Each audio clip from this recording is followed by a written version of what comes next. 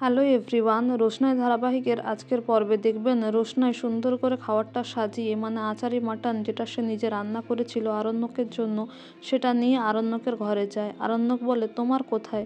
রোশনাই বলে আপনি খেয়ে নিন, আমি পরে খেয়ে নেব। কিন্তু আরণ্যক শোনে না, তাকে জোর করে কাছে বসিয়ে দেয় আর বলে তুমি তো কাল চলেই যাবে রোশনাই, আজকে অন্তত একটু যত্ন করে খাওয়াতে দাও। তারপর সে নিজের হাতে রোশনাইকে খাইয়ে দেয় আর সে নিজেও খায়। তারপর বলে রোশনাই সত্যি রান্নাটা খুব ভালো হয়েছে, আজকে না খেতে পারলে সারা জীবন মিস করতাম, তবে এর স্বাদ সারা জীবন আমার জিভে লেগে থাকবে। রোশনাই বলে রান্নাটা সত্যি ভালো লেগেছে? আরণ্যক বলে হ্যাঁ। তারপর সে বলে রোশনাই তুমি চলে গেলে সত্যি আর ফিরবে না না এখানে? তোমাকে নিয়ে আমার অনেক স্বপ্ন ছিল।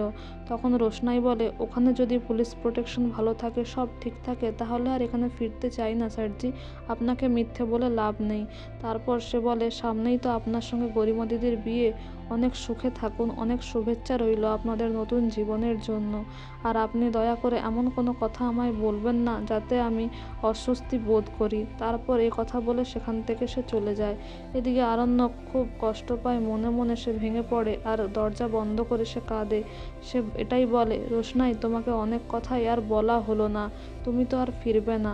তারপর আরণ্যক ফোন করে বেনারসের পুলিশকে আর বলে রোশনাইকে দেখে রাখতে, প্রোটেকশন দিতে, যে কথাটা জাহ্নবী শুনে নেয়। তারপর সে সুরঙ্গমাকে ফোন করে বলে আরণ্যক কিন্তু রোশনাইয়ের পুলিশি প্রোটেকশনের ব্যবস্থা করেছে।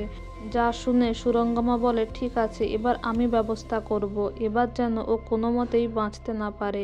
এদিকে মাঝরাতে ভোরের দিকে রোশনাইয়ের কথা চিন্তা করতে থাকে আরণ্যক আর রোশনাই রোশনাই বলে ডাকতে থাকে, ভেঙে পড়ে। আর ঠিক সেই সময় রোশনাই দরজা ধাক্কা দেয় আর আরণ্যক দরজা খুলে রোশনাইকে দেখে অবাক চোখে তাকিয়ে থাকে। তো বন্ধুরা, এই ছিল আজকের আপডেট। এই ধরনের আরও আপডেট জানতে আমাদের সঙ্গে যুক্ত থাকুন। Thank you dearest everyone for watching the video.